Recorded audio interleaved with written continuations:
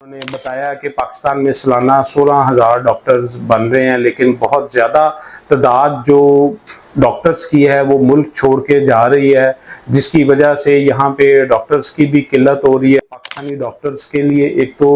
बाहर फ्यूचर क्या है, वो क्यों जा रहे हैं और कौन, जिसकी वजह से डॉक्टर्स नाखुश हैं। उन्हें यहाँ पे प्रॉपर सैलरीज नहीं मिल रही, यहाँ पे प्रॉपर फैसिलिटीज नहीं है, और आपकी जो हेल्थ केयर सिस्टम है वो प्रॉपर ना डॉक्टर्स को ट्रेनिंग दे पा रहा है। और सोसाइटी में पता है कि आप डॉक्टर हैं तो आपसे हर बंदा ये एक्सपेक्ट करेगा जी ये जेंटरी है, ये हाई अपर क्लास है, तो इससे आपने पैसे भी ज्यादा लेने हैं। डॉक्टर सब्जी वाली दुकान पे जाएगा, ग्रोसरी करने जाएगा, या अब किसी इवेंट में जाएगा तो एवरीबॉडी एक्सपेक्ट के डॉक्टर साहब ने महंगा सूट पहना हो, ब्रांडेड घड़ी हो या ब्रांडेड कपड़े हो, और इसी तरह जो बच्चे हैं वो भी बड़े स्कूल में पढ़ते हों, गाड़ी भी अच्छी होनी चाहिए। और